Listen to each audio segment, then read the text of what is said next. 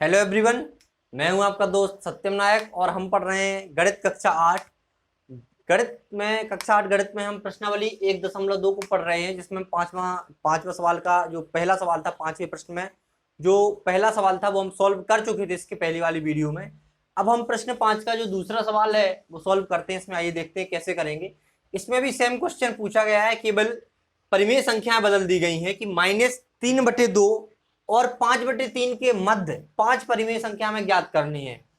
आपको काफी सवाल हमने सॉल्व करवा दिए हैं, जिसमें परिमेय संख्याएं निकालना बताया गया है।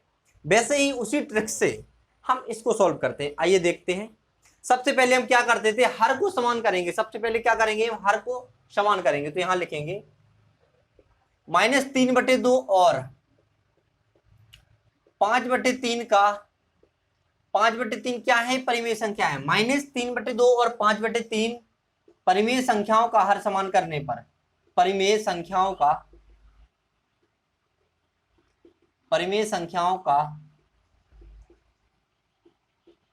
हर समान करने पर,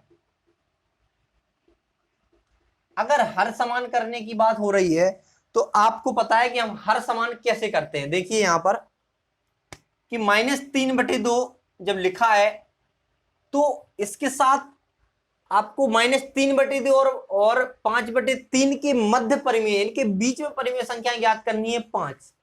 तो हम क्या करेंगे, अगर इसका हर, इन दोनों का हर समान रखना है तो हम क्या करेंगे, जो हमारी दूसरी परिमेय संख्या है इसके हर का हम गुणा इसके अंश और हर में कर देते हैं पहली परिमेय संख्या के। अगर दूसरी परिमेय संख्या का हर समान करना है तो जो पहली वाली परिमेय संख्या है, क्योंकि इन दोनों का हर समान करना है तो पहली वाली परिमेय संख्या के हर का इसके अंश और हर में गुणा कर देंगे, और दूसरी वाली परिमेय संख्या के हर का इसका पहली वाली परिमेय संख्या के अंश और हर में गुणा कर देते हैं। आपको हमने पहली वाली वीडियो में भी बताया था, ठीक है। तो यहां पर हम वैसे ही करेंगे कि -3/2 है तो इसमें किसका गुणा करेंगे, हम 5/3 के हर का। क्या है, हर इसमें 3 है तो हम यहां पर अंश में भी 3 का गुणा कर देंगे और हर में भी 3 का गुणा कर देंगे। तो क्या प्राप्त होगा हमें, 3 त्रिका 9, तो माइनस का है तो -9 आ जाएगा, और यहाँ पर 2 तिया 6, तो यहाँ पर 6 आ गया। अगर इनको आप कैंसल आउट करेंगे तो बराबर फिर से आ गया -3/2। मतलब -3/2 का रूप ही क्या है, -9/6। अब हम क्या करेंगे, ये तो निकाल, इसका हर तो हमने समान कर लिया, इसके रूप एक निकाला हमने, उसका हर समान करके देखिए अब इसका हर 6 कैसे लाए हम। तो इसका जो हर है उसका गुणा इसमें कर देंगे। क्या है, 5/3 का मैं किसका गुणा करेंगे, इसके हर का। क्या है, 2 और 2, इसके हर का अंश में भी गुणा कर देंगे और किसमें, हर में भी गुणा कर देंगे।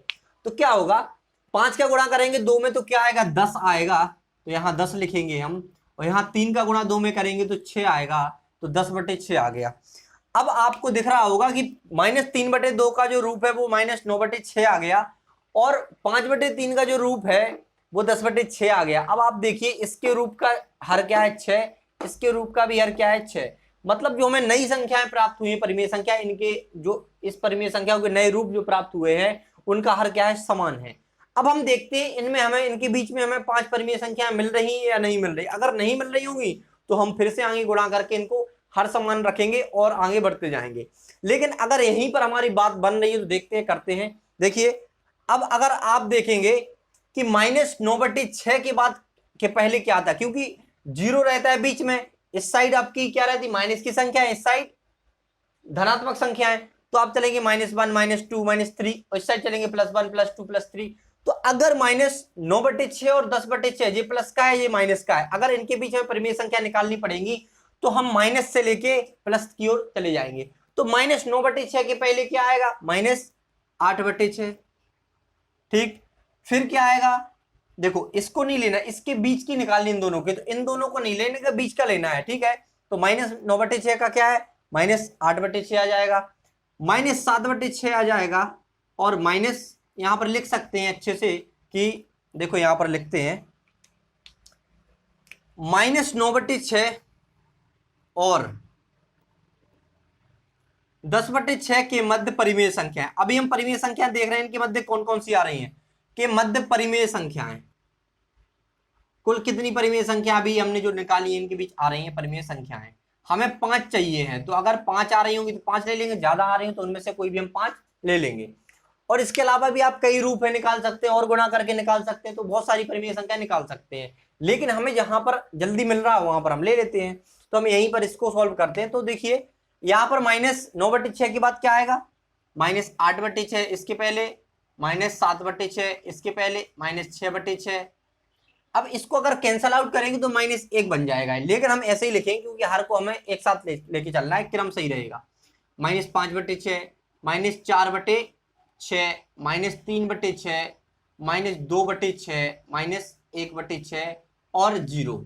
अब 0 के बाद इस साइड आती धनात्मक संख्याएं, तो हम धनात्मक संख्याएं लिखेंगे। देखो 1/6, 2/6, 3/6, 4/6 और 5/6, 7/6, 6/6 यहाँ पर आएगा, 5/6, 6/6, 7/6, 8/6 और 9/6। आपको 10/6 नहीं लिखना, क्योंकि 10/6 और -9/6 के बीच की परिमेय संख्या लिखनी है आपको। तो आपने क्या कर लिया, यहां से आपने माइनस इसके पहले से स्टार्ट किया, इसके बाद, इसके भी पहले और इसके बाद से स्टार्ट किया। आपने -8/6 लिखा, -7/6, लेकिन आपने -9/6 नहीं लिखा, क्योंकि इनके बीच की करना है। ठीक है, इनको नहीं लेना, इनको काउंट नहीं करना आपको, इनके बीच की करना है काउंट। अगर हम बात करेंगे, इनको गिनेंगे कितनी सारी हो रही हैं। अब हमें तो केवल कितनी चाहिए, 5 चाहिए है। अब हम क्या करेंगे, देखो अभी हमने केवल हर समान किए, यहीं पे हमें बहुत सारी संख्या मिल रही है, इसलिए हम आगे गुणा नहीं कर रहे हैं। अब इन्हीं में से हम कोई भी 5 ले लेंगे। देखिए आपकी मर्जी, आप जो लेना चाहें वो ले सकते हैं। तो यहां लिखेंगे अतः। अब हमने निकाल लिया, एक किसका रूप है, इन्हीं का रूप है। अगर आप इनको काटेंगे तो आपका यही आ जाएगा, डिवाइड करेंगे, जब 5 से 5 2 नहीं 10।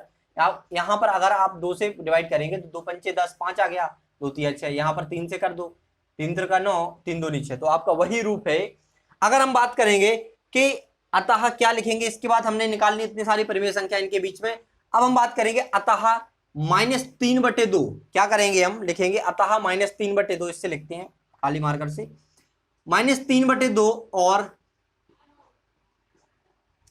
5/3 के मध्य 5 परिमेय संख्या कौन कौन सी हैं, मध्य 5 परिमेय संख्याएं।